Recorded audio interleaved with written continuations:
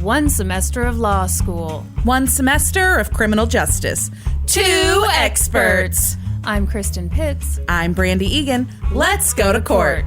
On this episode, I'll talk about the kayak killer. Mystery.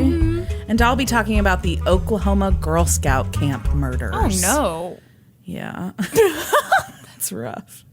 It's a rough one. I hope your murders were really lighthearted. Kristen. Yes? I'd like to welcome you to a new segment of the show that I like to call Kristen fucked up? Stuff Brandi fucked up on the last episode. Okay. I'm a lot more excited about this than I thought I'd be. First of all. Yes? I said during, when I was talking about Nick's mother's victim impact statement during the Jesse James Hollywood trial, I said Nick's mom said that her life was devoid of joy with Nick in it. Definitely meant without Nick in it. Oops. That's my bad. She wasn't the most unfortunate heartless mistake. And then also, I never fucking told you how much money Ben Markowitz owed Jesse James Hollywood. Oh boy. Oh, yeah, it was like the last line of my notes. I was like, so, and I specifically what was asked, Nick's life worth? And then I never fucking said it. Yeah, I guess. Yeah. Okay. Jog my memory. So it was, he did all this to like erase a debt, right? So he was trying to, Jesse James Hollywood was trying to get back at Ben. Oh, right. Because he owed the debt. Ryan Hoyt murdered Nick to erase his debt. Which was between $2,000 and $6,000. That is correct. I'm going to say this all happened over, drumroll please, $600. $1,200. Ooh. Now I get it. Fucking terrible. I'm teasing. I don't get it. That's awful. Yeah, it's fucking terrible. I'm sorry that I didn't address that on our last episode. Or maybe I really was trying to stretch the anticipation. That was like the ultimate cliffhanger, and you did a great job of it by making us wait a week. A whole week. Yes. This has been Shit Brandi Fucked Up on the last episode. Thank you for joining us. Okay. Are you ready for this? I am. Do you know anything about the woman dubbed the Kayak Killer? I don't. Okay. Here we go. I would like to point out that you told me your case involved a kayak this week, and then you sent me an emoji of a canoe. Listen, there are only so many options. Like, we do this thing to make sure we're not doing the same case where we text each other and are like, mine takes place at a summer camp. Mine involves a kayak, whatever. Without giving too many details away. Yeah. And Kristen said it involved a kayak, and then she sent me a canoe. And then you were a smartass, so I sent you a yacht emoji. The Titanic. So there. Okay. Angelika? Sorry. Have a Jelly in the middle of it. She's from... Okay, so it looks... You know what? I was so worried about mispronouncing her name, and I got it wrong right off the start. Okay, it looks to my eyes like Angelika, but it's Angelika. And okay, I have not a note... Angelika? I have a note to myself on how to pronounce it. And what I'm realizing now is I have it written down wrong in my guide to myself. Okay, let me make a correction. Boy, here we go. This is why you tune in. Angelika. Yeah, that's way better. Yeah. Angelika Graswald woke up on a Sunday in April of 2015 feeling pretty hungover. Actually, a lot hungover. And so did her fiance, Vincent Viafore. Viafore. I love them all. Okay, great. They'd been partying together the night before, and they woke up feeling kind of crappy and headachy, but they had plans, and they wanted to stick to them. They wanted to go kayaking on the Hudson River and paddle over to Pollepel Island so that they could see the Bannerman Castle ruins. Have you heard of this? No. Google it right now. It's the coolest looking thing ever. It's this like old abandoned castle thing. How do you spell it? Bannerman, just like it sounds. Bannerman, castle. Ooh. Isn't that the coolest? That's super cool. It made me realize that Norm and I have the lamest dates ever. I mean, these two kayaked to those ruins. That's super cool. Yeah. Well, I mean, we don't have any ruins to kayak to here, except maybe like a trap house. Listen, there's a place not far from my house that got blown out when the meth went bad. Yeah, exactly. Norm and I could take a little hike over there. Stroll to the trap house. I could throw out like a gingham tablecloth so we sit down with some cheese and a baguette. So nice. So Angelika loved the Bannerman ruins. She thought the castle was so unexpected in New York. Yeah. And it kind of reminded her of where she grew up in Latvia. She was so excited to go on this adventure, and so was Vincent. By the way, some sources call him Vincent, Vinny, Vin, all kinds of stuff. So I just mix it up in here. I love it. Okay, great. Great. That's just who they were. They loved being outdoorsy together, and they were both friendly and fun. And Angelika says that's why they worked so well together. They'd both been married 2 times before, but when they met each other in 2013, they knew they were ready to try again. They got engaged the following year. Vince proposed at the Hibachi Grill. Ooh.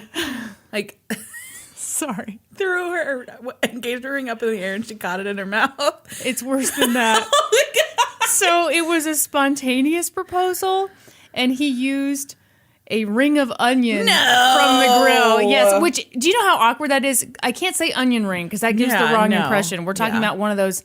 Yeah, like from the little onion volcano. Yes, yes. Yeah. I gotta say. No. Not for me. Getting it done for me. No. But back to their kayaking trip. That day, Vince strapped the kayaks to his Jeep and they took off. It wasn't their first time kayaking, but it would be their first time kayaking at that particular spot. But there was an issue. Ooh. Or rather, multiple issues. Whoa. Okay. These particular kayaks weren't really suited for the waters they were about to go on. They were more the type that do better in a lake. And it was cold that day. The water was like 48 degrees, my gosh. which is just too fucking cold. Way too cold. I'm feeling better about the fact that Norman and I don't go out for dates. So, like, I don't know, 5-6 years ago, Zach and I hiked to the Grand Canyon, and it was fucking 120 degrees. Yes. But at the bottom is the Colorado River, and it's always like 50 degrees because it's bottom fed from, fucking up north somewhere. And you guys couldn't see how high her arm went. And so I was so hot that I just sat down in the river. Uh-huh. And Zach made me get out after like 5 minutes. And I was like, no. And he's like, it's too cold. You cannot sit in here. And I was like, no. He like physically made me get out of the water. Wait, is this how you got canyon toe? Or whatever you call it? Kristen, that is a story for another day. Oh, I'm sorry. No, it's fine. No, that was actually on the hike up. Well, I assume it's because you got wet, right? It's because I got my shoes wet, but it was not in the Colorado River. It was from a hose at a watering point. Okay. Sorry. Are you not wanting to? No, it's fine. Okay. No, I doused it was even hotter on the hike up. Okay. It was like hotter than 120? It was 127 degrees in the shade. God, no. But it's a dry heat, Kristen. Oh, I'm sorry. That sounds wonderful. And so there's like this place where everybody stops and eats their lunch on the hike up. Right. And so we stopped and there was like this hose that everybody was like wetting themselves down with. And so I did it, only I didn't like lean far enough over when I did it. So I got my shoes totally soaked and I didn't realize that I had done it. And then I hiked miles in soaking wet shoes and gave myself what is called canyon toe, which sounds disgusting and in fact is. You actually form blisters under your toenails, which who even knew that was fucking possible? I did not know that. It's disgusting. Yeah. That sounds terrible. It was terrible. You guys have plans to go back or not so much? I think I would totally do it again and not in July because that was the big mistake, doing it when it was that hot. Oh, God, that sounds absolutely horrible. Yeah. It's beautiful, though. I'm sure it is. I don't know that I would appreciate the beauty in that heat. So, okay, complete opposite situation. Yes. They have these kind of crappy kayaks. Yeah. Not crappy, but not good for the Hudson River. Right. And it's 48 degrees in the water. Plus, there was a storm headed their way. There's a storm a-brewing? You know what? That's what I had in my notes, but I changed it because I thought it sounded too dorky. Storms a-brewing. To make matters worse, when it came time to get into the water, Vince didn't bother with a life jacket or a wetsuit. Oh. Yeah. Did Angelika put on a... Did she put on a wetsuit and a life jacket? I don't know that she had on a wetsuit. I know that she had on a life jacket, though. Okay. At least I assume, because they keep talking about how he didn't have one. Yeah. So I assume she had one. So they kayaked over to the island, drank a few beers, took some pics, and then when the sun started to go down, they were like, ooh, crap, we've got to They're head back. night kayaking back? Here's what I'm assuming. I'm assuming when they took off, it wasn't like night, but it was like they'd kind of had too much fun maybe, and all of a sudden the sun starts to go down, and they're like, oh shit, we should have taken off like an hour ago. Oh my gosh. Granted, that is alarming. I have no idea how long it takes to do this, but yeah. Okay, so bad stuff. They get into the kayaks, go out into the water, and Angelika says that the water was officially choppy. It was bad. It lapped up into Vince's kayak and eventually overtook him. His kayak flipped over into the water, and he was just plunged into this icy cold water. Oh, God. Vince shouted, "Call 911." So Angelika did, and here's part of the call. I'm debating on what to say right now. This is obviously not part of the call. She has an accent? No, that's not at all. I thought that's what you were going to say. I mean, she does have an accent. Yeah. But, okay. I'm just going to give you my initial reaction when I heard this call on 2020. By the way, 2020 did a great episode about this, and the New York Times covered the shit out of this. Okay. So 2020 played some of the 911 call. My immediate reaction was that it sounded fake. Okay. Because she sounds kind of almost like whiny. Oh. So here's what she says.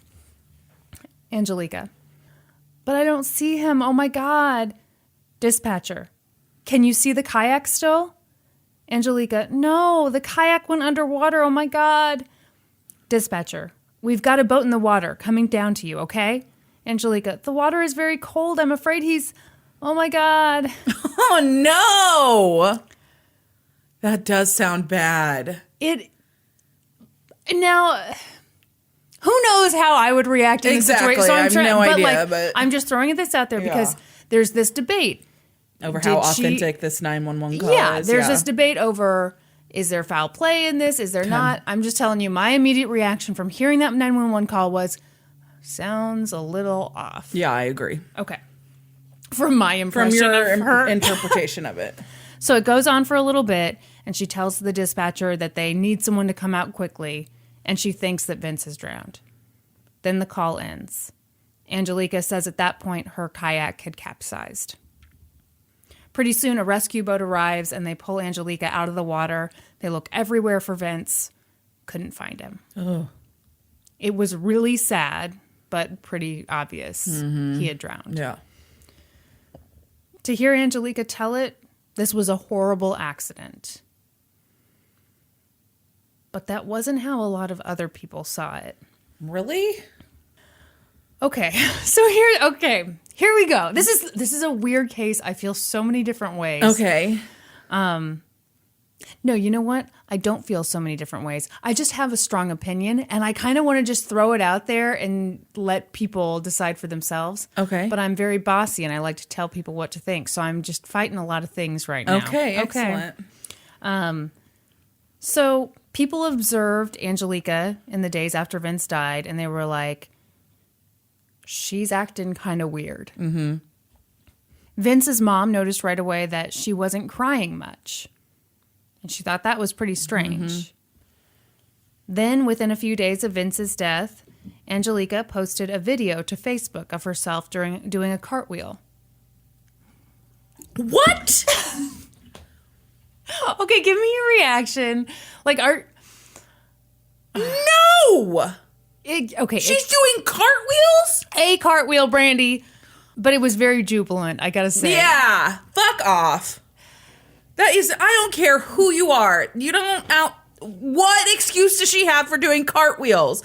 Are you not allowed? Vince would have wanted me to do cartwheels. Is that his name, Vince? Yeah. I don't know. How many days after? 3 days after he died? It was not many. It was like a few days. It was not many days. Mm-mm. You're not allowed to do one. Okay. No! No, you're not allowed to do one cartwheel. I got one more for you. Okay. Are you ready? Mm-hmm. Okay. Then, within a few days of Vince's death, there was a memorial service for him at a bar, and Angelika sang karaoke. At a memorial service? It was at a bar. Okay. She sang Hotel California. Okay, so people... No, okay, you react. You react first. Were other people singing karaoke? That's what I want to know, but none of these articles say, which I think... That changes my opinion a lot. Huge. It is. It's a huge factor. Okay, I'm just going to say my thing. Okay. I think this was probably an accident. I think maybe she just acted a little weird. Yeah. Here. Cartwheels, Kristen? Yeah, it's super weird. I would never do that. I would never do that. But was she a Latvian gymnast? I just think, like, she said maybe later... that's just how she, like, centers herself. She said later that she's not the type that likes to cry in public. She's not... That's just not her personality. But I agree with you. The karaoke thing. Yeah, I need to know. Is everyone else doing karaoke? Well, yeah, was his fucking brother standing there doing karaoke too? And everyone includes the song. And I'm thinking, what? I don't know what that song. Yeah, maybe it's his favorite song. Welcome to the Hotel California. Yeah, I know the song. I didn't know the song. It's a lovely place, Kristen. I feel like people made a lot of those things. And that's weird, but... Yeah, maybe it just fit her vocal range. Thank you, Brandi. No problem. I'm still, like, I'd like it cleared up if she had formerly, been on the Latvian gymnastics team or something. Okay, at what point do you age out of that sort of thing? 16? She came to the United States to be a nanny at 20, so maybe she was a gymnast. Could have been. Then she's like, I'm done with that. Now I'm going to be a nanny in Connecticut. Boom. Yeah. Now I'm in the U.S. Yep. I don't know. Are you ready for more not so great stuff? Yes. Okay. So, 10 days after Vince disappeared, she went to the Bannerman's ruins with a wreath of artificial flowers attached to a life preserver. She wanted to leave them there as a tribute to Vince. Detectives were with her because I think at this point everyone was kind of like, this is weird. Mm-hmm. And apparently, while she was there, she told them something totally nuts. What? She said she'd wanted Vince to drown. What? She says that evening, she'd pulled the plug on his kayak so that it would fill up with water.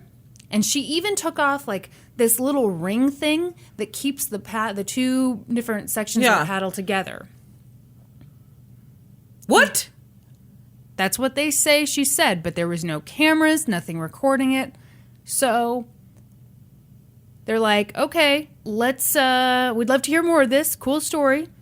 But we want to take you someplace more comfortable, like an interrogation room. Yes. By the way, of course, Angelika later said that whole conversation never took place. But at any rate, they get her to the interrogation. How many people say it did?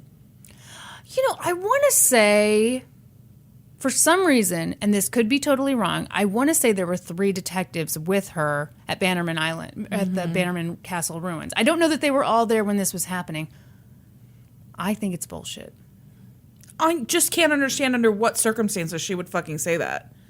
I also don't understand why you wouldn't be recording stuff. Yeah, I don't think that makes any sense. Yeah. I'm not buying this one. Okay. So I'm still not convinced that it would. Cartwheels are really weighing pretty heavy for me. You're not a fan of the cartwheels. I'm not at all, but I don't believe that she said that. Okay. Same. By the way, pretty convenient the things that you can say someone said when you have no evidence of it. Yes. Yeah. And again, this is like, I think we're in like 2015. Yeah. Why wouldn't... You've got your, supposedly your prime murder suspect. Mm-hmm. Why wouldn't you be recording everything? Yeah. So they get Angelika into that interrogation room. And if that first story was true, then it changes when she's in the interrogation room. Here we go. Detective, you watched him drown. I know it's difficult. I know... Angelika, no, I didn't just watch him drown. I tried to do something about it. Detective, now, did you really want to save him? Angelika, yeah, somehow, if he did not say call 911, I would have fucking paddled the shit out of myself and got to him somehow. By the way, fucking and shit, they bleeped it on 2020. I'm just guessing what curse words were in there. Oh, yeah. Then things got a little darker, and she admitted that she was sort of relieved by Vince's death. What? Yeah. That's odd. Yeah, I'm not saying this isn't weird. Detective, when you watched him in the water, was a part of you saying, my worries are going away now? Angelika, yeah. Detective, and I'm free? Angelika, yeah. That's kind of a coercive technique there. Detective, and you were almost... Angelika, euphoric? Detective, euphoric that he was going to be gone. Angelika, I was... Detective, you felt that way? Angelika, yes, I still do. What? Okay, what worries? Where's the backstory? What do they got going on? Are they in crazy debt? Was he dying of cancer? I need more. Well... It's one of my cases. So what do you think it was? I don't know. It was weird sex stuff. Oh my God, there were no weird sex stuff. So what she? Oh God. Oh my God. Oh. Norm, we were just shouting about weird sex stuff, and then you come through the door on cue. What kind of weird sex stuff? Neil, Kristen, tell me the weird sex stuff. Oh my God, I just left it hanging there in the script. I didn't even get into it until later. Okay, I'm going to tell you now. What? So, the weird sex stuff was that he was like super into porn, super into threesomes, and he kept like, basically, he wanted all this stuff. She was like, I'm not into it. Yeah.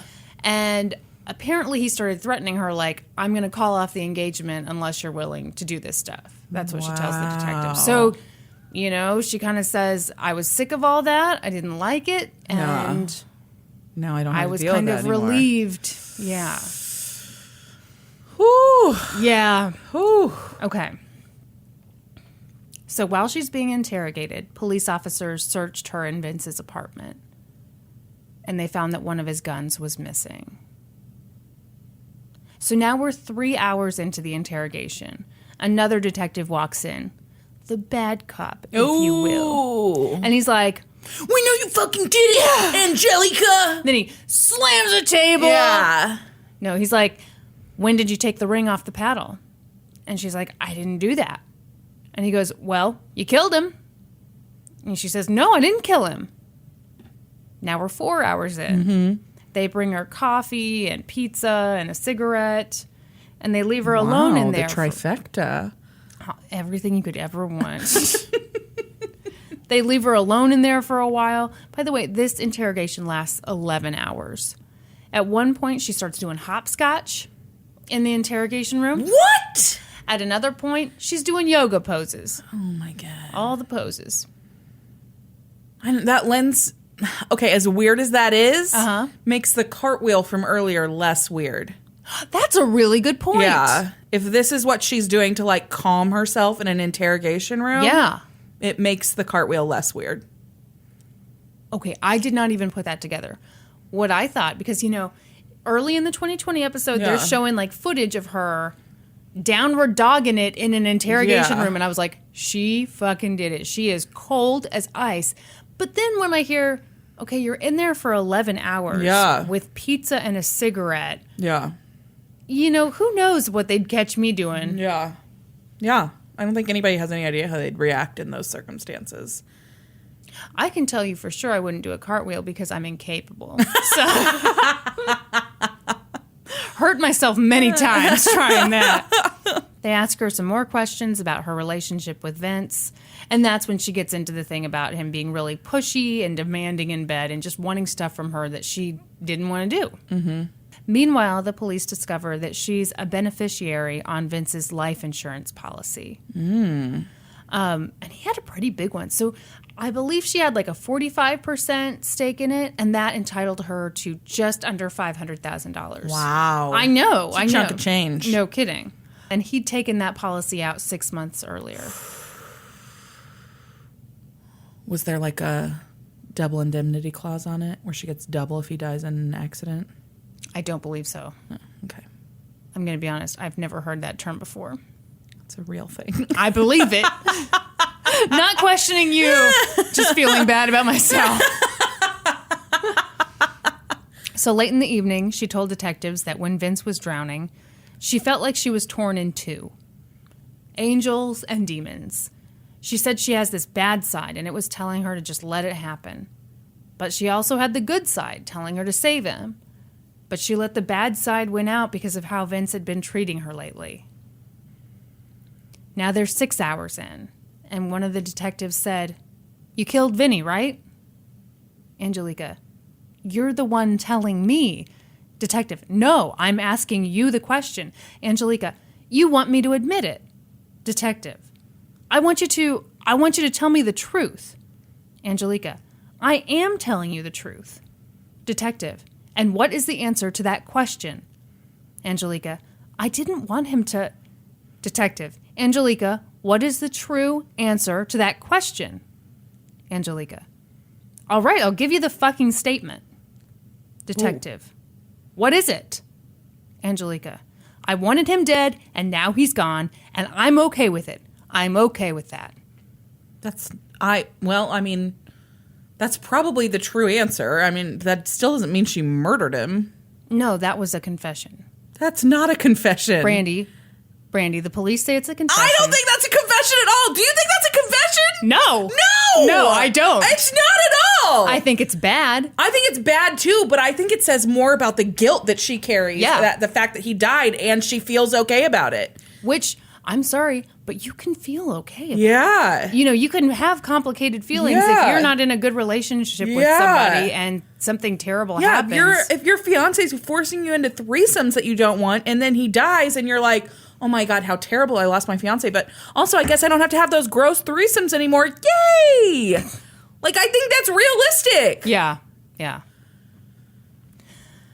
So, they're like, great, we got a confession. No! I don't think so either. Now we're 30 days out from the evening Vinny went missing. It's May of 2015. The weather changed on the Hudson. And I think, if I'm not mistaken, this happened like right by West Point when they were having their graduation ceremony. Oh God, his body folds up. Yeah, bummer. Yeah. Oh. So what you want. They found him about a mile from the island. His body didn't hold a whole lot of clues, but it didn't have a gunshot. So there goes that theory that she took one of his guns and shot him. At this point, a grand jury indicted Angelika with murder in the second degree and manslaughter in the second degree. Did they find the kayak? I don't know. But don't kayaks float? I mean, surely. Not if it's got a hole shot in it. Shot in it? Yeah, the theory could be that she shot him. Obviously, that didn't happen. But if she took the gun, she could have shot the kayak and sunk it. Good grief. With the choppy waters and all that stuff? I'm just saying. Okay. None of the articles or anything I read mentioned that. Okay. The prosecutor... Yet we don't know where the kayak is. We might. Kristen doesn't know where the kayak is. That's accurate. The prosecutor told the press that Angelika killed Vinny by removing that ring from his paddle and the plug from his boat. I saw somewhere else that at one point officers were saying that she'd like taken the paddle away from him as he was drowning. What? Yeah. Later, Angelika was asked about what she'd said in that interrogation room. And she was like, look, I was worn down. They were asking me the same questions over and over and over again. And eventually, I just told them what they wanted to hear. I was at my breaking point.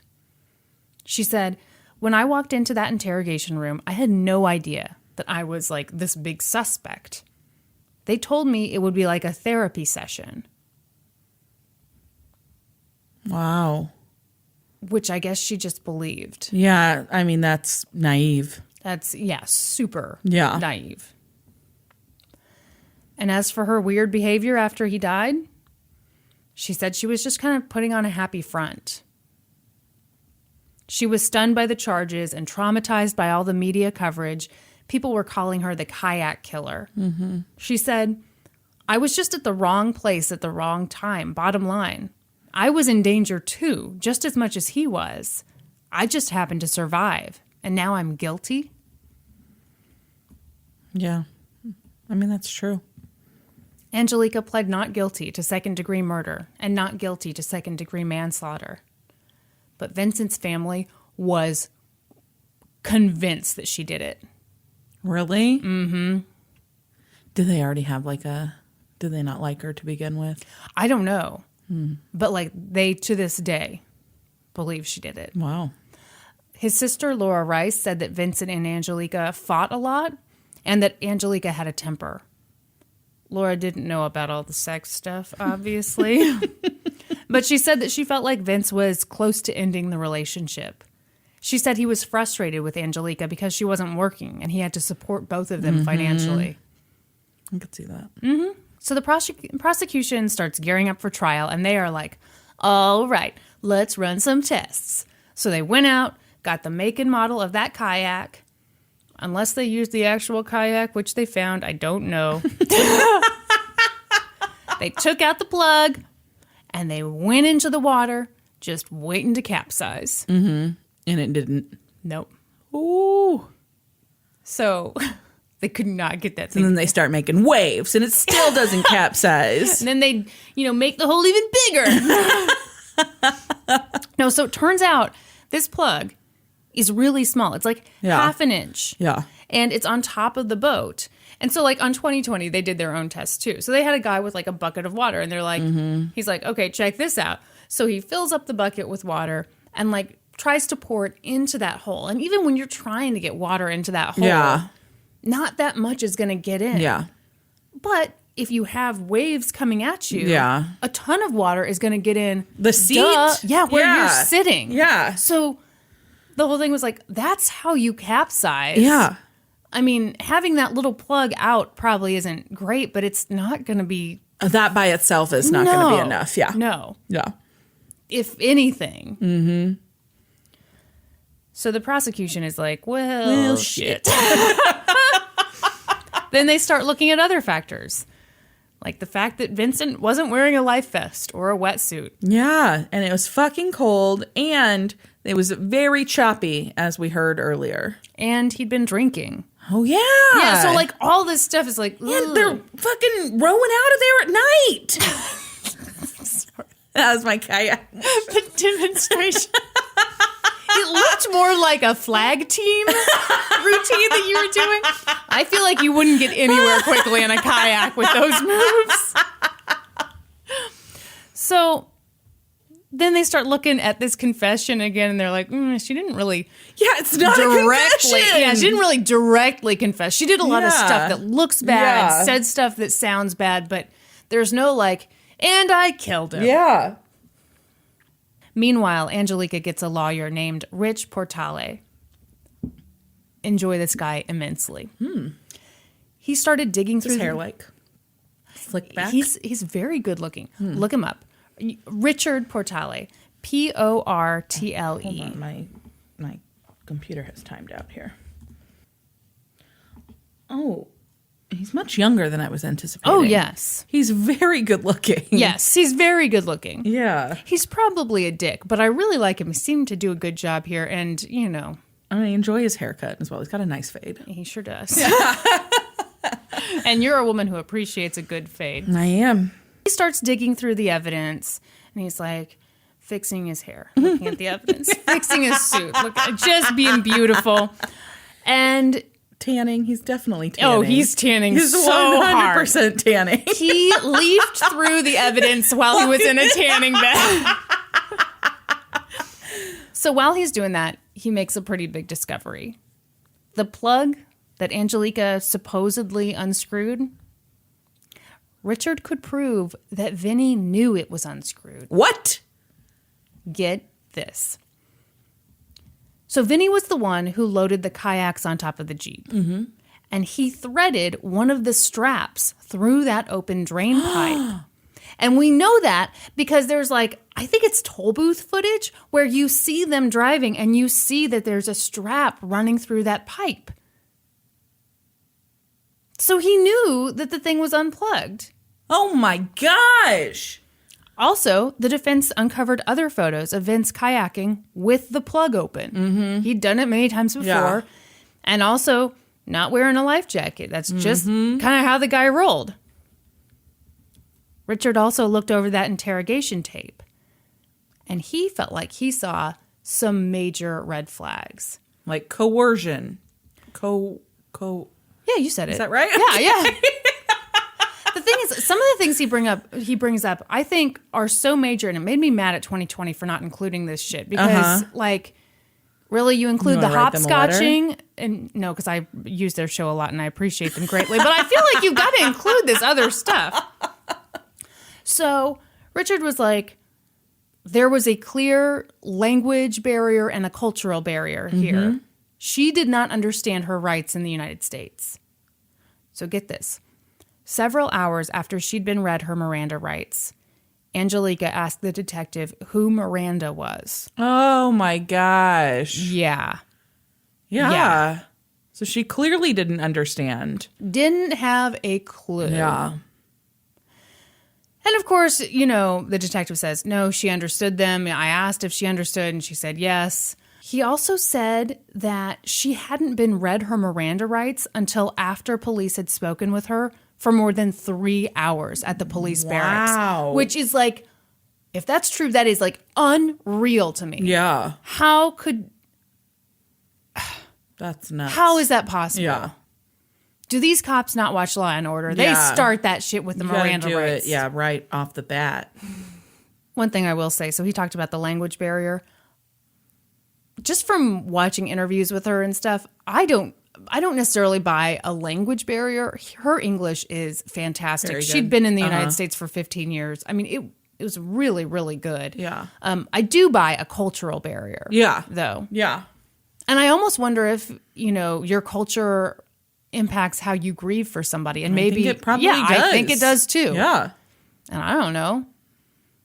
Maybe in Europe, they don't cry openly in public or, who knows? I don't know. I don't know what they do in Latvia. I don't know either. Never been. No. I hear they have a great gymnastics.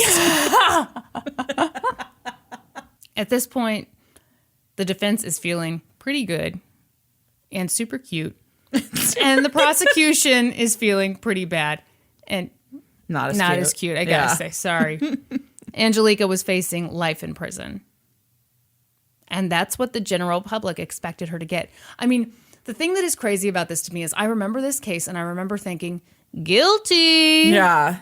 And now I was like... You're like, ugh! It was crazy to be reading this and be like, I'm going to write a script about that woman who killed her fiance, and then go, she didn't kill her fiance. Terrible accident. The DA, David Hoofler, wasn't so sure about Hoofler. You want to look him up? I bet he's not as cute as Richard Portale or whatever his name is. I mean, who is? We aren't. Hoovler. What's his first name? David? Do you need a spelling on that? I forgot it. I didn't know how to not spell it. God. Didn't know how to not spell it? Oh, no. He's not bad. He stand a chance against old Portale over there. He's not a bad-looking guy. He's like, so fine. David Hoofler like is a normal, he's like a dad. He's a normal-looking guy. Dude wears New Balances on the weekend. For maybe all the time. But Portale over here is like, he's in a pageant, you know. He's got his sash on already, and Hoofler's just, you know, polishing the old kids. So David didn't feel good about his case. So they worked out a deal. He said, plead guilty to criminally negligent homicide and admit that when you took out that kayak plug and when you ignored how bad the weather was and how choppy that weather was, you unintentionally killed your fiance. The DA, what you got? No. I think she might do it, but I don't. She's not a fucking wave expert or a kayak expert. Mm-hmm. How she didn't knowingly put him in a dangerous situation. Yeah, I don't believe she did either. Well, and then, but he also made the decision to get in that kayak in that water. Yeah. Okay. I agree that she was just as much at risk out there as he was. Yeah. And also, we haven't talked about this yet, but if you did want to kill your fiance, that is the fucking dumbest way to do it. I'm going to take this tiny plug out of the top of your kayak. Oh, I'm going to get out in the dangerous water with you. Right, exactly. Hope you don't take me under. I mean, she had to be rescued from the water too. Right. And by the way, he was a gun owner. So like, gee, I'm not going to shoot you with a gun. That's too easy. I'm going to be like a cartoon villain and like, I'm going to play the long game here. I just don't buy it. Yeah. The DA told the press that the more he looked at the evidence, the more he saw that it could go both ways. Mm-hmm. He wasn't confident that a jury would find her guilty, but he still wanted to hold Angelika responsible for her actions. Kayaking? Yeah.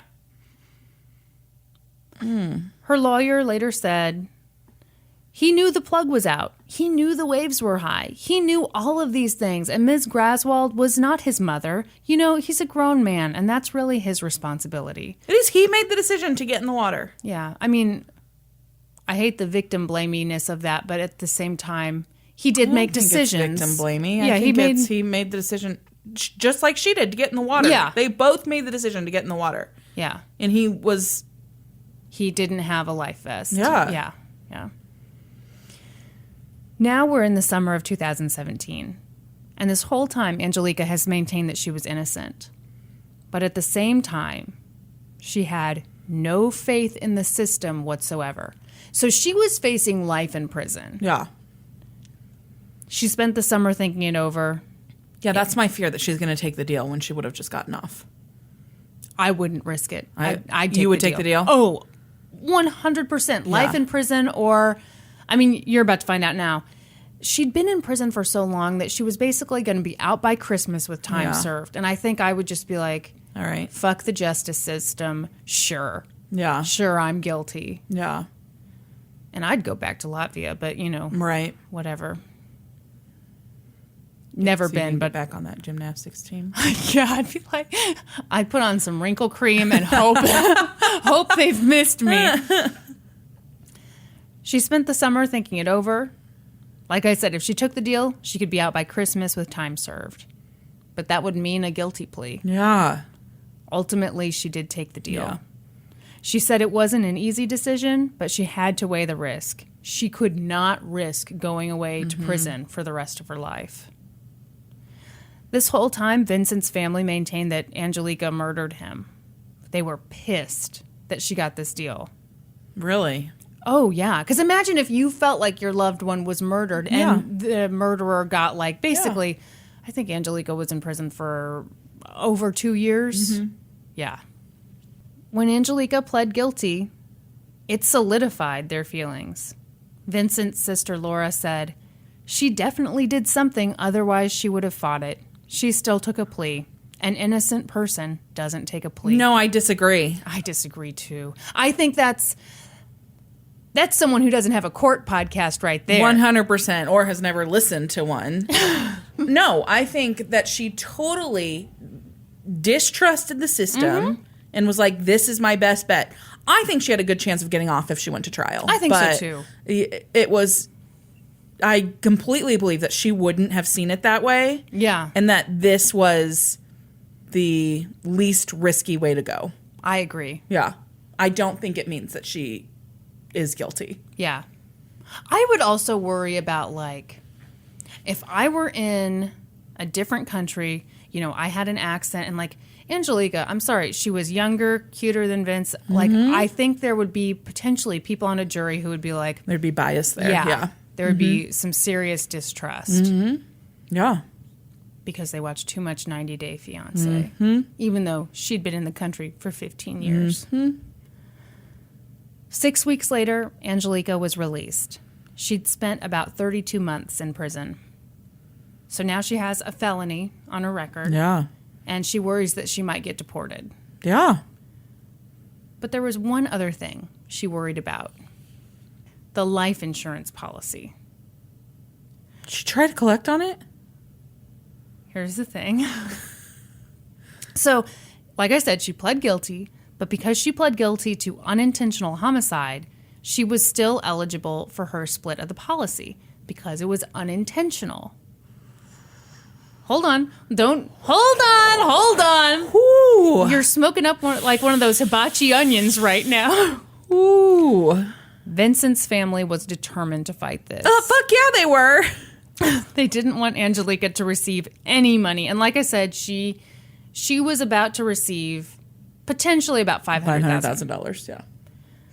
But Angelika signed a paper that basically said that if she did get any money from the life insurance, it would go straight to her legal team. She was like, you guys deserve it. I don't want it. I'm sure she owed them a lot of money from legal fees. Yeah. So in this 2020 episode, Elizabeth Vargas, who I enjoy immensely, was like, do you think you deserve to get any money? And Angelika just shrugs and she goes, it's just money. I'll go get a job. I'll make some. Wow. What an attitude. Yeah. Wow. Yeah. Which I think is the perfect attitude to take. Like, yeah. When there's all this tension and all this anger caught up, and it's just like, it's just money. Yeah. Wow. In August of I'm impressed by that. I am too. In August of 2018, Angelika was back in court to fight for her share of the insurance money. And she got nothing. Something. Oh. But I have no idea how much. Great. Thank you. Because they reached a confidential settlement. Oh, okay. Did you think that, like, I just hadn't... And you're like, well, I just wasn't able to find that. It wraps up next week. I'm going to pull a Brandi. Stay tuned next week when I give you the exact right amount. $1,200. In an interview a few months after she got out of prison, Angelika talked to the New York Times about how she'd been portrayed in the public. She said, I'm a person with feelings. I love people. I love Vince. I love his family. I love my friends and his friends. I didn't just go out and cold-heartedly let him die. I tried to help him. I tried to paddle toward him. It's just not fair how they're portraying me as a cold-blooded murderer or killer. I agree. So that's that. Like I said, I thought for sure she did it, and I listened. I thought for sure she did it at the beginning. Well, the one thing I can't shake is that 911 call. That 911 call. It's weird. Maybe, I do wonder how much of it is just like being super cold. Yeah. Maybe that, I don't know. All I can tell you is I listened to that, and I was like, fake. Yeah. Yeah. No, But now I believe it was an accident. I do too. Yeah. I think it was an accident. That was crazy. I'd never heard of that. It was nuts. If I ever want to kill you, you're going to take me out in a kayak? Multiple times. And then on like the 12th time, I'm going to unplug the tiniest little plug from your kayak. Gosh. And just hope things come together. No. Just kidding. We would never go kayaking. Never. Ooh. Oh, that's right. You've got a terrible one. God damn. I was like, why is she giving me that serious look? Because you're about to talk about murder. I am going to talk about murder. This case came from a recommendation from one of our listeners on Instagram. Her Instagram handle is Catwoman with a Y instead of an A, which I enjoy very much. Her name may be Elle. I don't know. I did a little Instagram stalking, but that's as far as I got. Why would it may be Elle? Because you don't have like a profile. Like her profile's private, so I can't see all of her information. But like in her bio, it says Elle, but then it has a cat face next to it. So maybe she has a cat named Elle. Hope. These are the mysteries we need to uncover. Meanwhile, she's like, I wanted you to investigate the case. Not me. We officially lose a listener over this. So thank you, Catwoman / maybe Elle, for this recommendation. The majority of my information for this came from this 6-part series for the Tulsa World by Tim Stanley. Okay. Very good series of articles. Okay. Are you ready? I mean, you look like you're... I'm really tense right now. Oh, okay. I'm really You're tense. in like I don't... the weirdest position. I am. I don't even know how to describe. You know what? The way I am right now is like I'm maybe afraid you're about to roofie me because I've got like my hand like over my drink. iced coffee. Yes. Yeah, I just... Girl Scout murders. I'm not excited. And also... rude of you to not bring Girl Scout cookies to this. You're right. What was I thinking? I don't know. Michelle Hoffman could feel the excitement.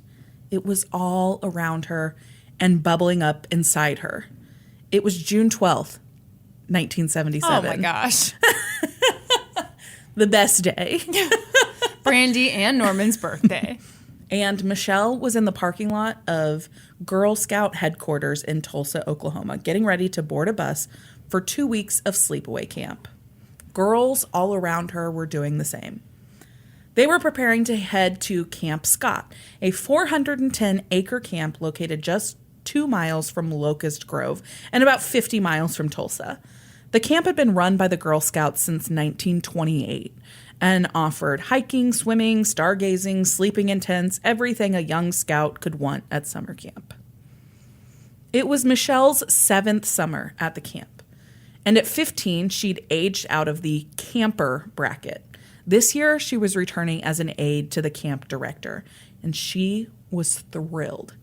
Camp director was a position she dreamed she'd hold one day, as the camp had played a huge role in her development, and she dreamed of providing that same experience to other young girls.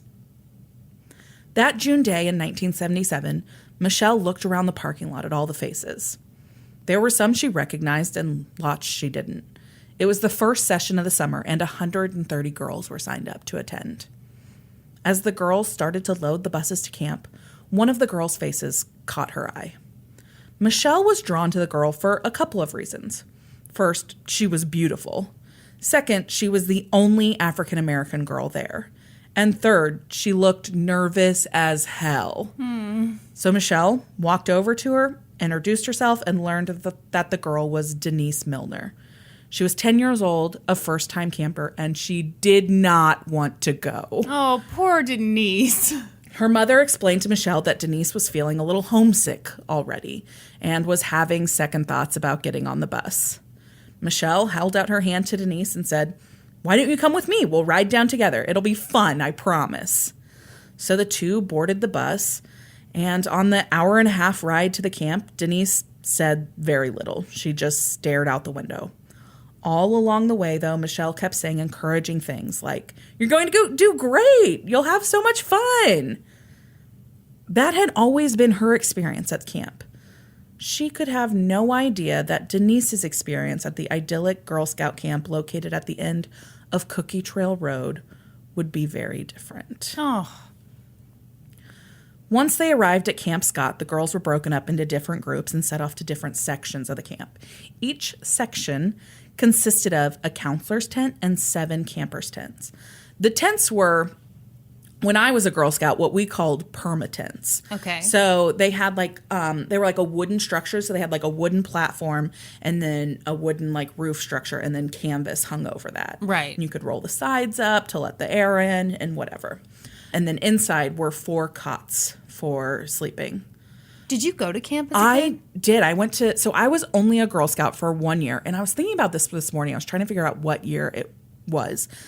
I must have gone to Girl Scout camp between the summer between 5th and 6th grade, but I'm not positive. No, you didn't. What the fuck? Don't act like what the fuck. That's a random person. I was only a Girl Scout my 5th grade year. I can't imagine I would have gone to Girl Scout camp before I was an actual Girl Scout. I feel like I would remember if you had left me for 2 weeks. I had this exact thought this morning. I was like, it couldn't have been that summer, but I don't know how it could have been any other summer. It had to have been between 3rd and 4th grade because I wasn't a Girl Scout then. It's either between 4th and 5th or between 5th and 6th. Okay, maybe between 4th and 5th. We weren't as good of friends. Right, we weren't then. as good of friends then, so I would not have noticed if you'd gone So by it must be between 4th and 5th grade. Okay. So yeah, I went. My session was only for a week. It wasn't 2 weeks, since I was on the younger end. I would have only been like 9 years old. And one of my friends that was from my Girl Scout troop was in my bunk with me. But I was horribly homesick. I'd never been away like that before. I didn't know anybody else, but I still had a good time. But for the first couple days, I was very sad. That is exactly so. I always loved summer camp. Yeah, I worked as a camp counselor. Yeah. And it's the same if you're a camper or a camp counselor. The first couple days suck. Yeah. They just suck because you're like, so many new people. Yes. And then it's the best time ever. And then the only place there were fucking flushing toilets was at the pool. Everywhere else, they were just latrines. It was terrible. Crickets got in my duffel bag. I had bug bites everywhere. Hated that part. Loved the zip lining and the swimming and the rappelling. That was all very cool. Yeah, I've never roughed it. I've never done. I mean, my toilet's always flush. Everywhere I go. Yeah, no. Except for this morning. Outdoor shower. This morning when you flushed the toilet with the water turned off. Okay, guys. Norman, best husband ever. He's changing out the kitchen sink right now. Obviously not at the moment, but it's given him a ton of trouble. He's run into 7 issues. It's been bad. This morning, he woke up way early to work on the sink. I woke up at my normal time, kind of stumble into the bathroom, go pee, flush the toilet, and the toilet goes, and then all of a sudden I hear from downstairs, God damn it! Apparently, Norman had his face over a pipe and it had just splashed him right in the face. Poor Norm. Oh, no, it was great. He really, really appreciated it. Anyway, back to the story. So you get the idea of the permatents, whatever. So when the groups were divided up, Michelle and Denise were put into separate groups and sent their separate ways. So there are several of these 7 tent setups throughout the camp. Right. So they're put into different sections. But Denise did all right getting settled in and meeting her new bunkmates, the people that she would sleep with for the next 2 weeks. Yeah. They were Lori Farmer, who was 8, and Michelle Guse. Guse? Goose? That's what I said, but it doesn't sound right. Michelle Guse, who was 9. The day went well, but that night, a thunderstorm hit the camp, and all the campers were sent to their tents to hunker down for the night. That night, in Tent 7, where these girls were assigned, they waited out the storm together. Lori Farmer wrote a letter home. She told her parents that she'd already made some new friends and was excited for camp. But over on Denise's cot, a letter of a different tone was being written. Denise wrote, "Dear Mom, I don't like camp. It's awful. The first day, it rained. I have 3 new friends named Glinda, Lori, and Michelle. Michelle and Lori are my roommates. Mom, I don't want to stay at camp for 2 weeks. I want to come home and see Kathy and everybody. Your loving child, Denise Milner." So sad. Yeah. This is making me so nostalgic for camp. Yeah. There were so many dramatic letters home. Well, these girls would never get to mail their letters. Oh, God, don't remind me that this is a sad story. The following morning, June 13th, 1977, camp counselor Carla Wilhite exited the counselor's tent and headed to the shower at approximately 6 a.m. Now, Carla had been awoken in the middle of the night by some strange sounds. Later, she would describe them as guttural, almost not human. Oh. But she'd come out of the tent to check it out. She'd shined her flashlight all along the campers' tents. Hadn't seen anything. So she'd gone back inside. She'd woken up another counselor, and they said they hadn't heard anything. So she went back to sleep. So it's now 6 a.m. She's walking to the shower, and on her way, she's doing like a quick glance of the campers' tents. And that's when she saw something kind of out of the ordinary. So Tent 7 is what they called it. Police would later call it Camp 8 Tent 8 because they counted the counselor's tent as Tent 1. Okay. But the campers' tents were the only ones that were numbered typically. Is this important or It's is this not at all. Okay. Brandi, please go into a lot of detail. And what is a screen door anyway? So as she looks at Tent 7, she sees something that's kind of odd. At first, it looked like it was like a pile of sleeping bags about 100 yards outside the tent. And so she kind of walked over to see what it was. And upon closer inspection, it was clear that it was actually a pile of bodies. Oh. Denise, Lori, and Michelle were all dead. Oh, my God. Carla alerted the camp director, and police were on the scene within the hour. The campers were all gathered together far from the tent, and within 3 hours of the discovery, they were loaded onto buses and sent back home without being told what was going on. How old was the girl who discovered them? I don't know. Oh. Young. But yeah, like a teenager. Yeah, like a teenager. God. Yeah. Oh. Yeah. A photographer for the Tulsa World, who also sometimes worked as a police photographer, photographing crime scenes, would later recall how striking the scene was. Here he was in this beautiful camp surrounded by nature with the sound of singing scouts in the background because the girls were occupied like they didn't want them. Like singing songs and whatever. Mm-hmm. Meanwhile, he's taking photos of 3 little girls who had been brutally murdered. God, that poor guy. Yeah. Well, he's like a news photographer, so it's not like he's even like mentally prepared to deal with stuff like that. There's but it was a pretty small mental town, preparation and so for that. yeah, that's terrible. Yeah. Those poor little girls. Investigators were able to piece together what had happened pretty easily. Inside the tent was a gruesome scene. There was blood everywhere, but someone had made an attempt to clean it up. The perpetrator, isn't that so weird? Yes. The perpetrator had used bed coverings to try and wipe the pools of blood off the floor and then stuffed the blood-soaked claws into the sleeping bags with Michelle and Lori. Dude, it didn't happen at your house. You don't have to clean the scene. It's super weird. Whoever had committed this crime had cut the canvas on the tent and made entry through either the back or the side. I'm not sure which direction he came in. And what number tent was this? It was either 7 or 8, depending on how you count.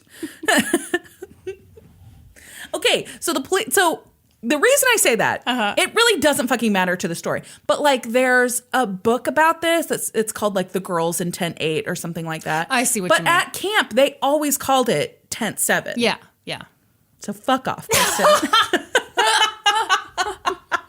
So whoever had done this had cut the canvas, made entry through the back or the side of the tent, and then bludgeoned Lori and Michelle to death. Oh my God. Lori had been hit on the side and the back of the head, which made police believe that she was either standing with her back to the perpetrator or laying like on her stomach in her bed when she was attacked.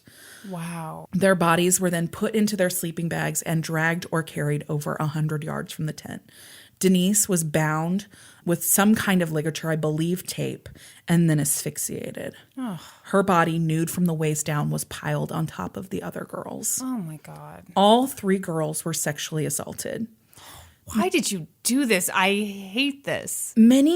So this is really weird. So many articles say that the girls were raped, And they were definitely sexually assaulted. But I found a specific article that mentions a press release from the medical examiner saying they were not raped. So I don't know. I don't think it fucking matters. It's a terrible fucking crime either way. And I wonder, like, do some...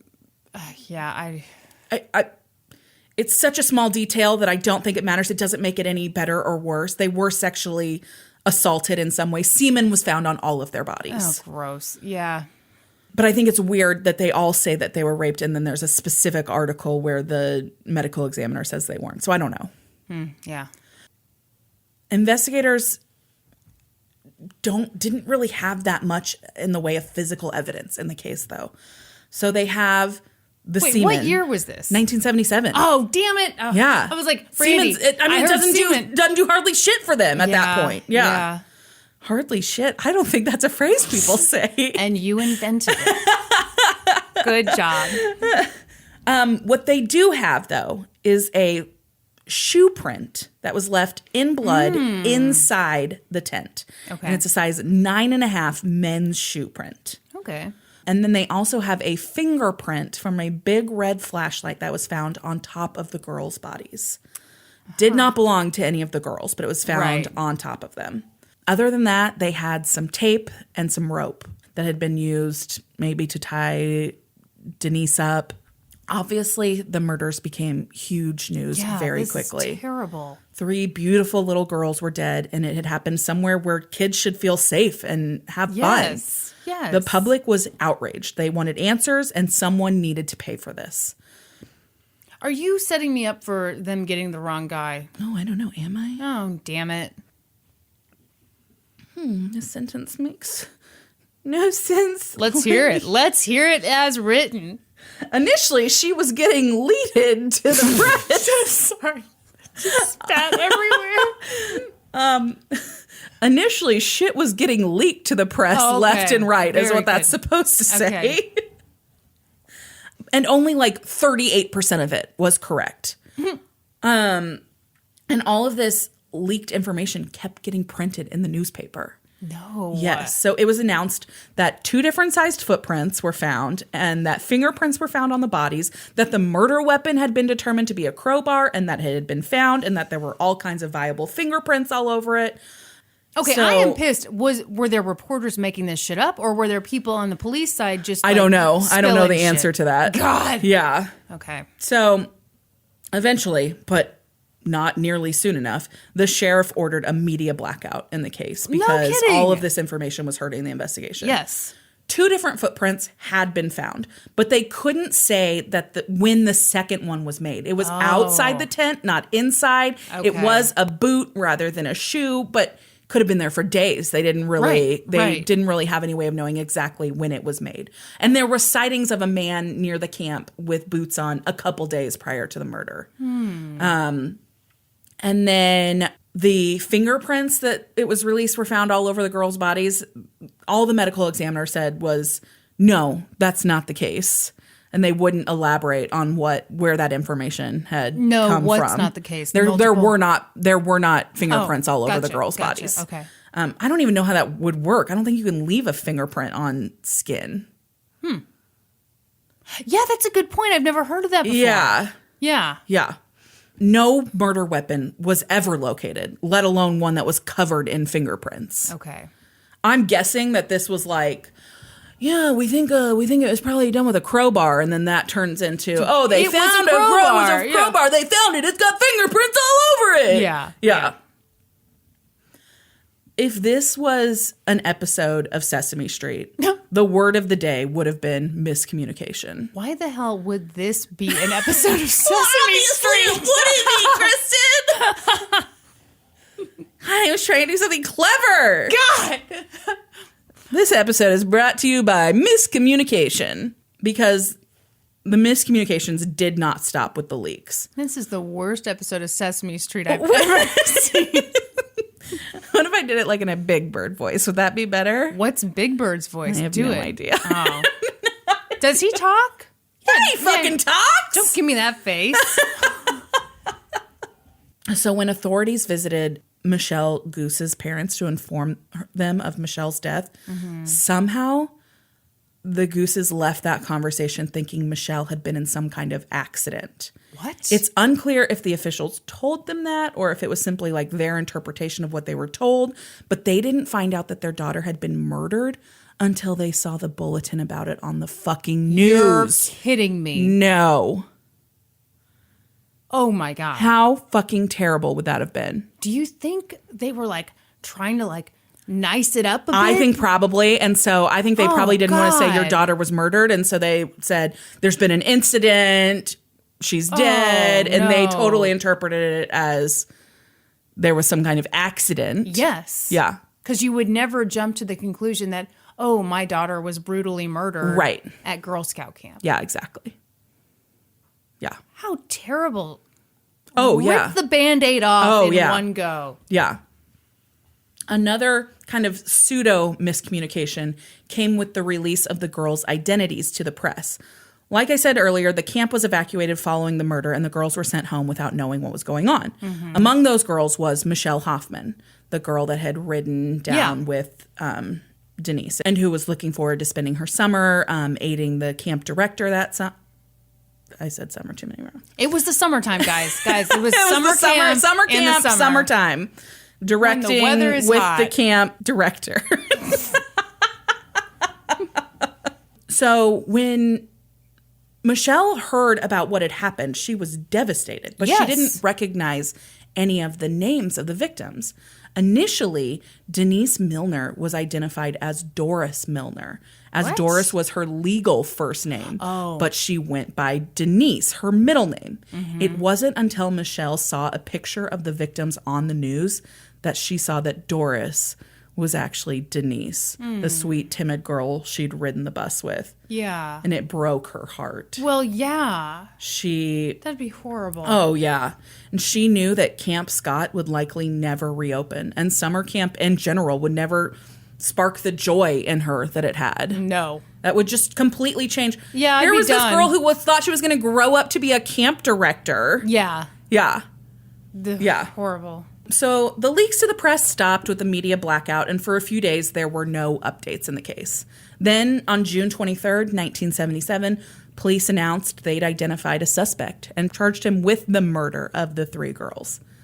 There was one big problem, though. Mm-hmm. They had no idea where he was. What? The suspect was identified as 33-year-old Gene Leroy Hart. Hart was a Cherokee Indian and had a criminal record that held prior convictions for violent crime. He'd been convicted on rape and kidnapping charges in 1966, but had been paroled in 1969. Shortly after his release... He raped and kidnapped and he was out on parole? It's kind of a weird case. I couldn't find much about it, but... Ooh. Did this happen on a reservation? It didn't happen on a reservation. Oh, well, there goes that theory. It did not. He is a Cherokee Indian, but it's a weird case because it was like 2 women willingly got in his car initially, but then wanted to get out of his car and he didn't let them. Yeah. And then sex that he thought was consensual in his version of events turned out not to be consensual. So it's an odd case. Yeah. His name's Gene. Gene Leroy? Yes. I'm calling him Leroy because Leroy's the more sinister name. So he had only served 3 years before being paroled in that case. Yeah. That's kayaking time. That's not kidnap and rape time. So shortly after his release, though, he was tried and convicted in 4 robberies around the Tulsa area. Damn. And for those crimes, he was sentenced to 50 to 305 years in prison. Yeah, it was like, we let you out on that kidnapping and rape stuff. Well, we're really going to pile it on for these robbery charges. Good God. Yeah. I don't even know how that's possible. It was 4 charges. Welcome to America. We love our stuff. Rape whoever you want. Holy fucking shit. Yeah. So he's sentenced to 50 to 305 years. That's crazy. But in 1973, he managed to escape with another inmate and had been on the run for the last 4 years. No. Yes. How'd he escape? I don't know. Damn it, Brandi. I don't know. I'm sorry. That would have been the perfect opportunity to just say he did a Shawshank Redemption tunnel. Climbed out a sewer pipe. Well, he got a poster and You tell me what he did. Investigators had reason to believe that Hart had been in the area near the camp near the time of the murders. Mm-hmm. And they said that they tracked him to a cave about 3 miles from the camp. In the cave, they found pictures that Hart had developed during his time working in the prison photo lab. Which, who knew the fucking prison had a photo lab? Yeah, that's super odd. Super weird. The legitimacy of these pictures and how they came to be found in this cave would become pretty controversial down the road. Yeah. There were many who believed that Hart was not a viable suspect and that he was a scapegoat, that the sheriff had a personal vendetta against him, and that the photos had been planted in the cave because the sheriff was humiliated that he'd been unable to capture the fugitive Hart for 4 years now. Yeah. Yeah, I think that's pretty likely. I think so, too. Yeah. The sheriff, Pete Weaver, had somewhat of a reputation of having it out for the Native Americans in the area. Oh, no. And Cherokee activists began to speak up in support of Hart. It was unusual. The public had been crying out for someone to pay for these crimes, but when the suspect was announced, it was very polarizing. A lot of people were like, no, we know him. There's no way, like, this is possible. And other people were like, oh, yes, of course it's him. Let's hunt him down. Let's find him. Hold on. What evidence did they have besides just some photos? That's literally all the evidence they had. Okay. Bullshit. Yeah. If you're on the run, yes, you don't take photos that can be linked to you and, like, put them on your exactly. hiding spot. So in this cave, there was tape that matched the tape at the crime scene. There was a pair of sunglasses that were believed to be stolen from the camp, and there were those photos. And the photos linked Hart to the cave, and the evidence linked the cave to the campsite. I think it's fucking bullshit. Yes. Yeah. So the search for Gene Leroy Hart would grow to be the biggest manhunt in Oklahoma history. Whoa. It would take 10 months to track him down. Ultimately, they tracked him to a 2-room shack of a Cherokee medicine man about 30 minutes outside of Locust Grove. When investigators confirmed that Hart was there, Dick Wilkerson, the Oklahoma State Bureau of Investigation's chief inspector, gave the order to bring him in. Go ahead and take him. Don't kill him unless you have to, but he can't get away. But Hart was taken into custody without incident. Sam Pigeon, the Cherokee medicine man, was later charged with harboring a fugitive. Yeah. Finally, many people around the community, including the parents of the 3 little girls, felt like they could breathe again. The monster was in custody. I don't know. They were safe. But a growing number of people began to question if they had the right guy. Despite his checkered past, everyone who knew Hart said he never would have been capable of a crime like this. Among his supporters was his defense attorney, Garvin Isaacs, a former public defender. He was dependent on the public. A former public defender who now owned his own practice. He said that the first time he met Hart, the first words out of his mouth were, "I want you to know one thing. I did not kill those Girl Scouts." And Isaacs believed him. Support for Hart continued to grow as the trial neared. Businesses around Locust Grove held fundraisers for his legal fees. Wow. Supporters wore T-shirts that said, "Stop the Mays County Railroad," a nod to the view that Hart was being railroaded or set up for an unfair trial. Yeah.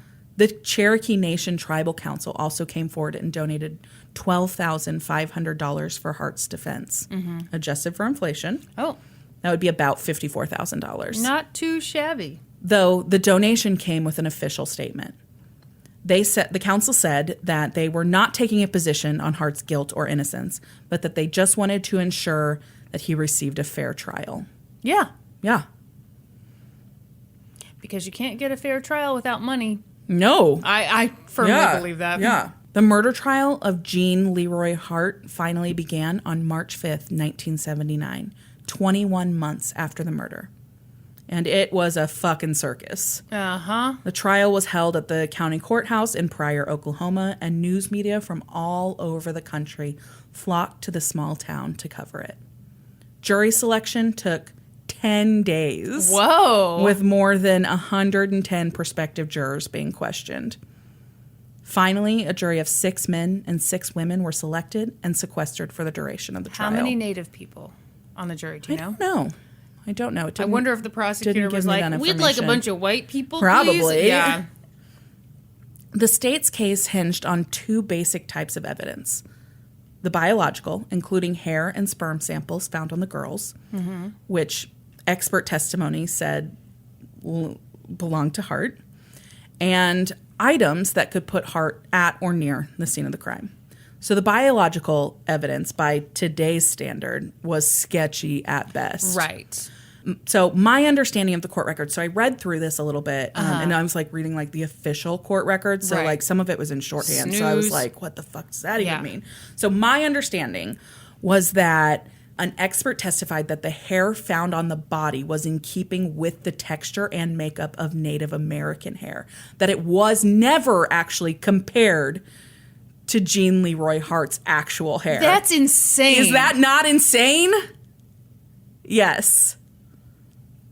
And the semen found at the scene, so DNA was not a thing yet. Right. But what they did was they looked at the semen found on the scene under a microscope, and they compared it to a sample provided by Hart. And they said that they were the same shape, that the sperm was the same shape. So it likely came from the same person. Oh, come on. Apparently, the tail of sperm and the shape of the head can vary greatly from person to person, Kristen.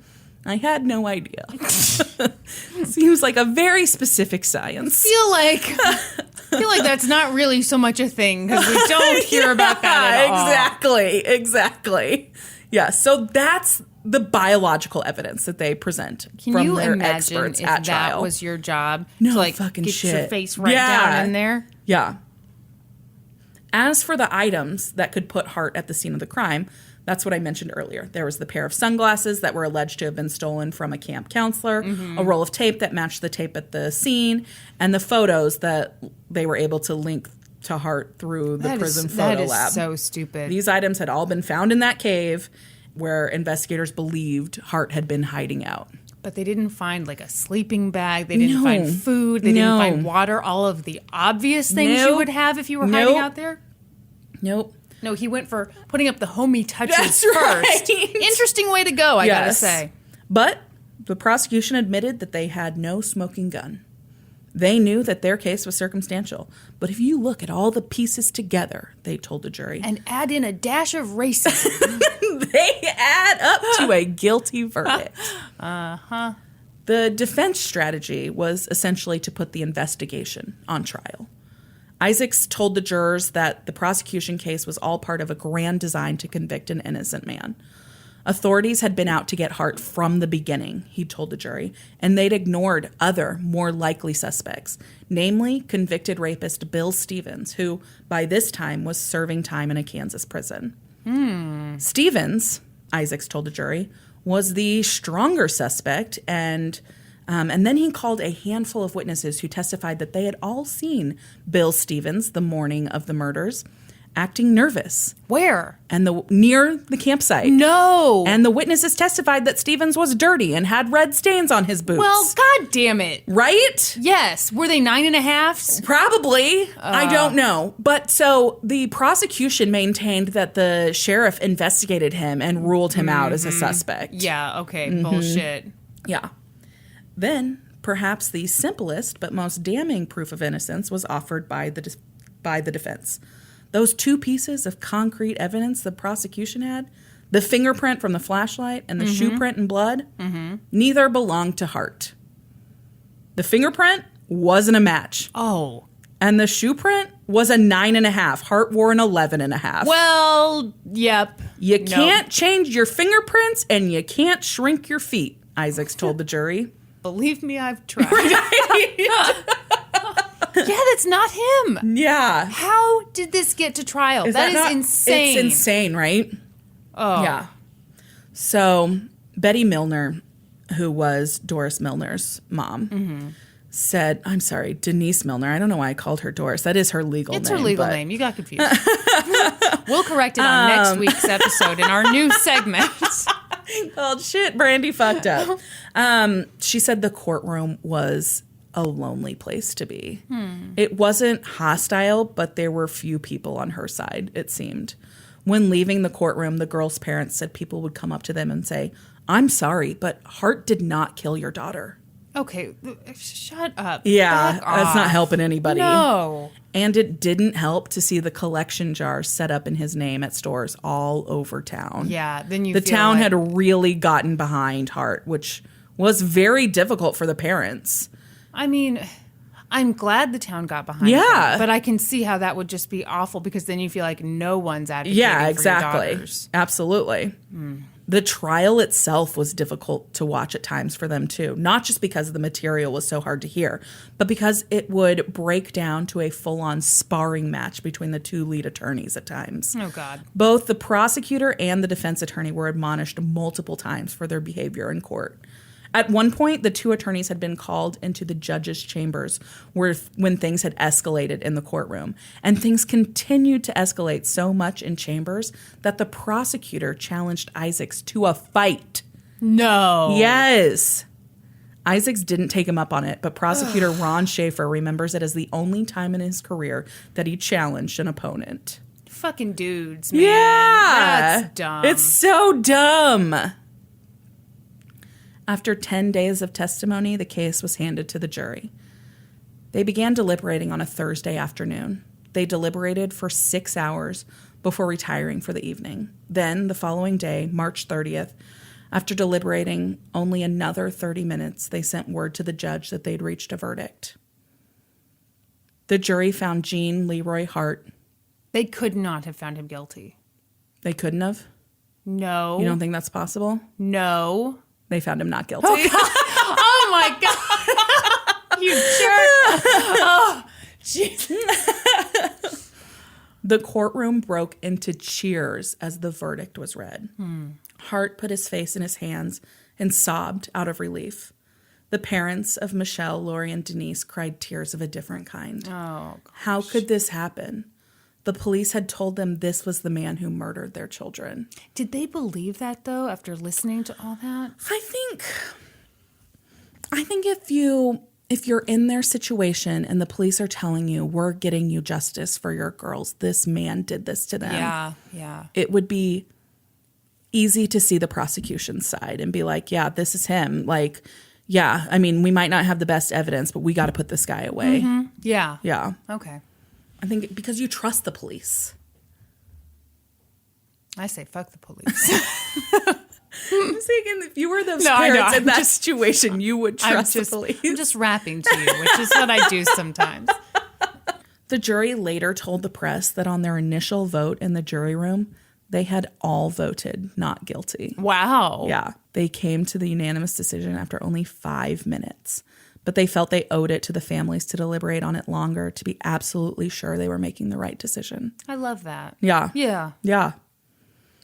Hart was relieved, but he wasn't a free man. He was sent back to prison to continue serving his sentence on the robbery conviction. For 300 more years? Yeah. I mean, that's crazy. 300 years for robbery. Jesus. I mean, what did he take? I don't know. And it was only 4 charges of robbery. That's crazy to me. On June 4th, 1979, almost 2 years to the day after the murders, Hart dropped dead of a heart attack in the prison exercise yard. Whoa. Yeah.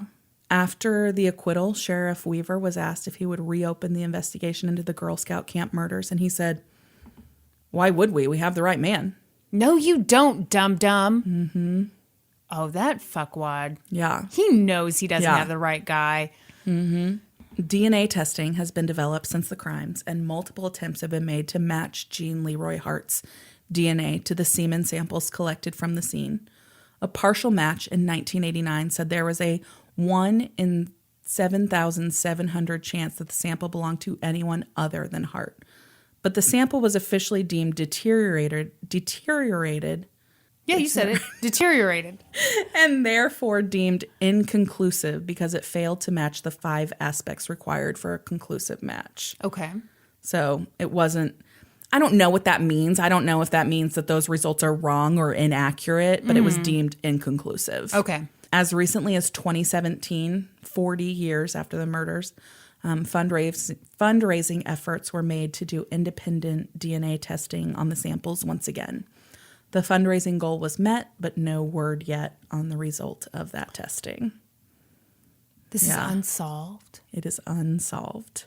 What about that dude, that sketchy dude? So I don't know if they ever looked into him anymore. He's dead now. He died in prison as well. Oh, wow. So this has become kind of an urban legend story. There's a lot of like aspects to it that have kind of grown in legend, and people think there's paranormal aspects to it. So 2 days before the murders, the counselors were at camp doing training, and one of the counselors had a box of donuts in her tent. And when she went back to her tent, the donuts were gone. They'd been stolen. But in the box was a note that said, 3 girls will die here this year. No. Yes. That really happened? According to according to a couple of sources, it really happened. But she just wrote it off as like so she reported it to the camp. According to this tale, she reported it to the camp director, and they wrote it off as a prank. Yeah. The day before the murders, there was reported seeing 2 men wearing like army-style combat boots behind the tents near the camp. A man who lived in the area of the camp said he heard heavy like automobile traffic the night of the murders, like around 3 a.m. But no car or anything was ever linked to the crime. This is so frustrating. Okay, perhaps the craziest one. Okay. So Denise Milner's shoes were missing from the scene. And so the camp was shut down after the crimes. It was never reopened. Oh, wow. It's like completely abandoned now. Parts of the building still stand. You can actually go look at the pictures of it online. Oh, God. Yeah. But so her shoes disappeared, and then like 2 months or something after, like a maintenance worker was there at the camp taking care of something, and Denise Milner's shoes appeared. Her shoes and socks were wet in a bag, and they appeared like on the stairs outside of one of the buildings at the camp. No. Yeah. Yes. Hold on. Like, oh God. Right? Like, when I read that, I was like, holy fucking shit. Like, so he was there, he was doing his thing, there was no bag. Yeah. Comes back. Bag, shoes, socks, they're wet inside this bag. And they were positively ID'd as Denise Milner's shoes. I would shit my pants. Yeah. Yeah. And then run. Yeah. Last little bit. Oh my God. There was a 4th camper assigned to Tent 7 for that session. Her name was Connie Sanders, and she stayed home due to illness. Oh my God. Yeah. Oh, geez. Oh, this story is too much. This story is so too much. Fucking creepy. Oh. Yeah. What do you do with that? I mean, I don't know. Yeah. Like, imagine being that girl. No, I can't. I can't imagine it. Yeah. So one of the girls, I think it was Lori, was trying to decide if she should go to Girl Scout camp or to camp at the Y. Mm-hmm. She couldn't decide, and so she asked her parents to decide, and they decided to send her to the Girl Scout camp. And so they felt they lived with that guilt forever. And then Denise's mom, obviously Denise had decided at the last minute that she didn't want to go, and Betty made her go. And so she carried that guilt forever too. Which is what you do as a parent, though. I mean, if my parents had caved every time I said I didn't want to do anything, I wouldn't have done anything. Yeah. One of the girls' parents, I believe it was Michelle Guse, I might have this wrong, I didn't write it down. They founded the Oklahoma chapter of the Parents of Murdered Children group. Okay, yeah. So, it's a devastating case, and still to this day, technically unsolved. Yeah. How horrible. Yeah. But I'm really glad they didn't convict. I am too. Yeah. I am too. So, there are some conspiracy theories.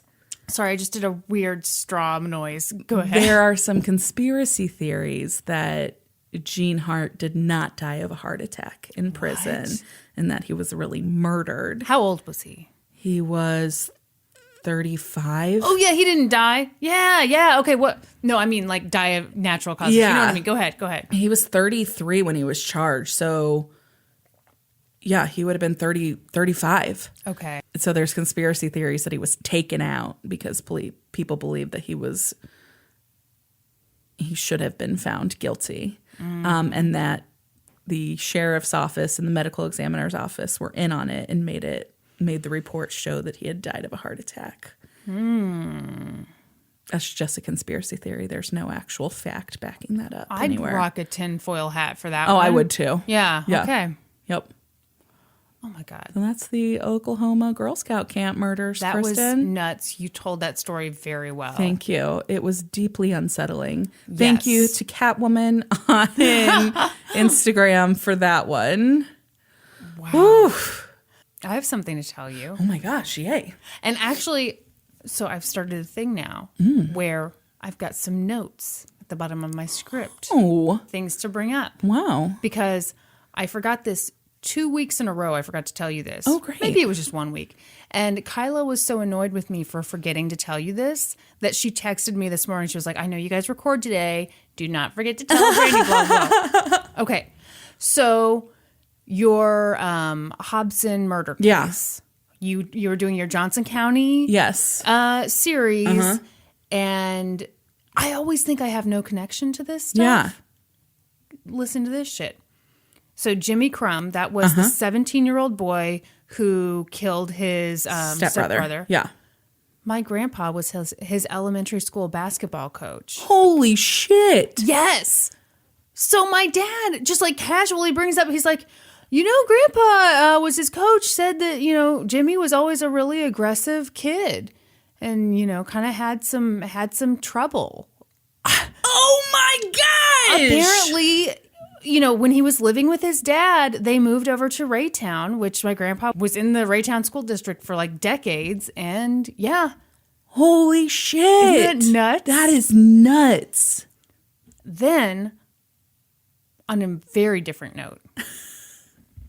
So you're always telling me disgusting things about how poop is everywhere, basically. Like, feces constantly. So you ruined mints for me, like urine mints. Those are really urine mints. Okay, go ahead and tell the story of urine mints. Okay, so like if you see a bowl of mints, like at a restaurant, which I normally always take one, like the little plastic wrapped peppermints and stuff. Stay fucking far away from those because people go to the bathroom at restaurants, and like an alarming percentage of them do not wash their hands. People afterwards. Are gross. Yes. People are disgusting. So that means they got urine all over the hands. They reach in that mint bowl and those urine germs, whatever germs are on their fucking hands, all over those mints. They're just infested. But wouldn't that mean that those germs are everywhere? Yeah, but you're not putting other things in your mouth. Well, they're wrapped. No, they're not fucking air sealed, Kristen. Okay. If you see air sealed mints, sure, go ahead and eat those. Okay. So you did that months ago. Yeah. Then, what was it, last week you ruined bar fruit for me? Okay, feces limes. Tell them about that.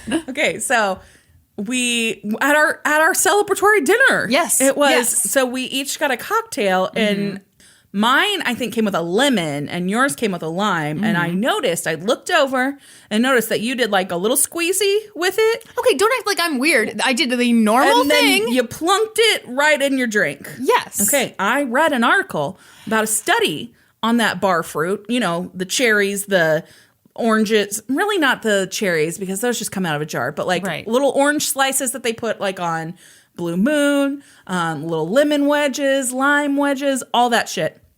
Okay, so that shit just gets cut up randomly throughout the day. And typically, the bartender just like wipes their hands off on that fucking gray ass dish rag that's been sitting in the thing of water for 4 days. Yes. So they did a study where they tested the rinds of those bar fruits and they had a ton of germs all over them.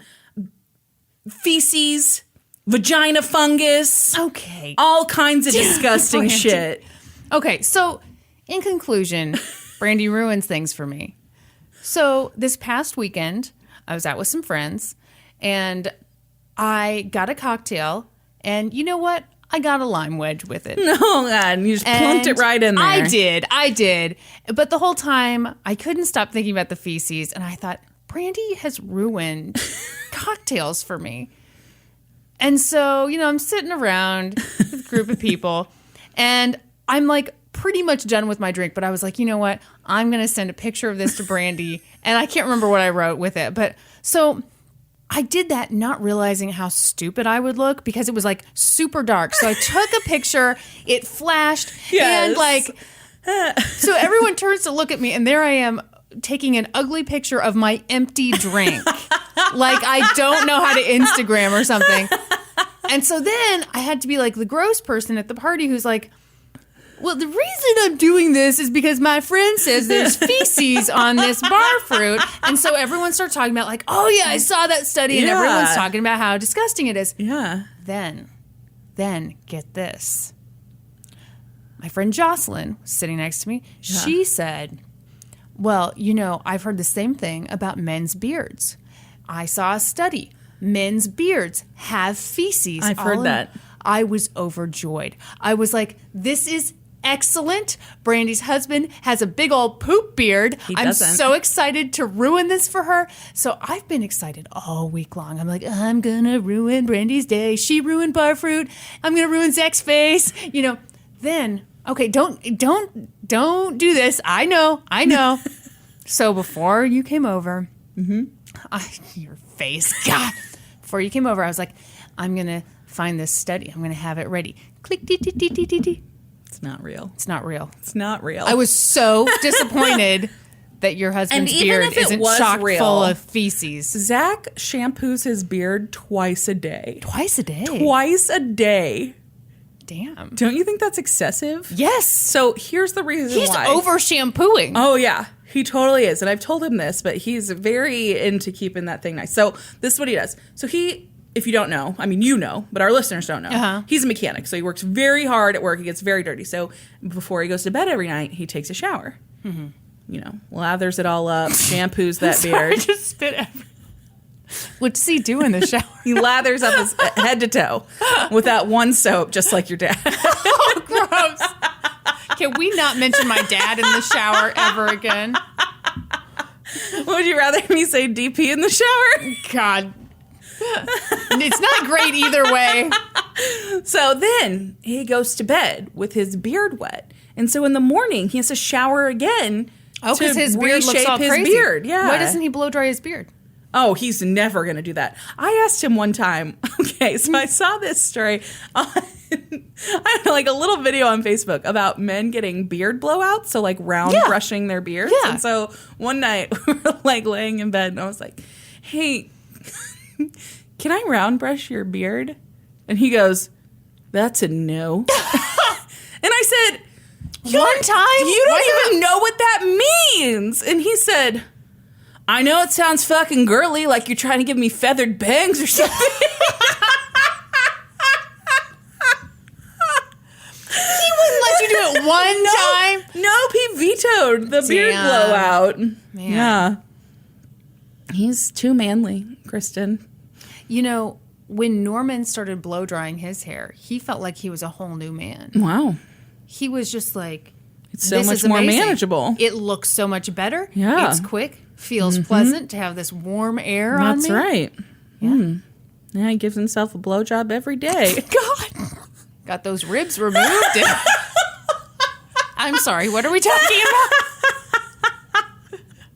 I used to have a customer who every time after I cut her hair, nobody gives a shit, but I cut her hair dry because she had a very specific layered cut.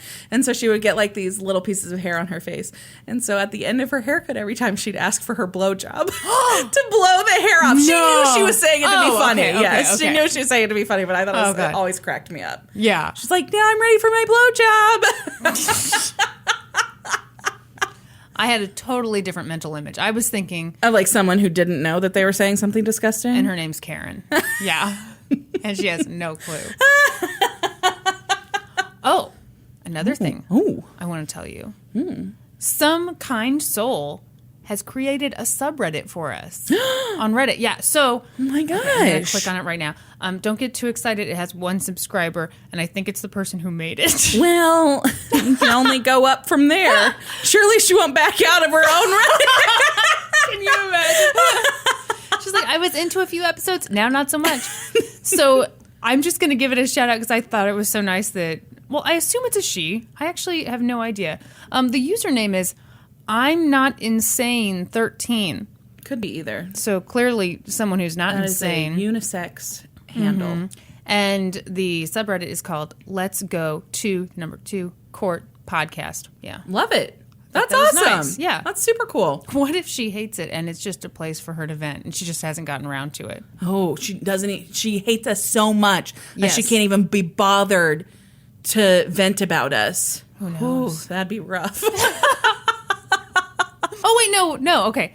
It says, I really like the podcast. This is a place where people can post their interest in the cases, maybe post updates to cases they've done in the past. Okay, well, so clearly a nice person. Clearly no one has been... Well, maybe no one knows about it. Say it again, Kristen. People are going to go there now. Let's go to the #2 Court Podcast. Excellent. Subreddit. Yes. Head on over to that little Reddit thread that one of our listeners was so nice to set up. And share your thoughts. We'll read them. We'll interact with you guys on there. I don't know how to do Reddit. Kristen will be in charge of that. No, I'm a lurker. I am on Reddit all the time. Oh, God. Scared me. That sounded like a massive fart. I think Norman's scooting around up there on his chair. You're a lurker. You're a Reddit lurker. I am a total lurker. But, I mean, if we've got our own thing on there, then... Yeah. Do it. Head there. And while you're at it, head on over to Instagram, Twitter, Facebook. We're all those places, too. And YouTube. YouTube. Don't forget about YouTube. We're huge YouTube stars. You guys... We got more than 100 subscribers on YouTube. We got a congratulations email for reaching 100 subscribers. We've hit it big, you guys. That's right. Sky's the limit.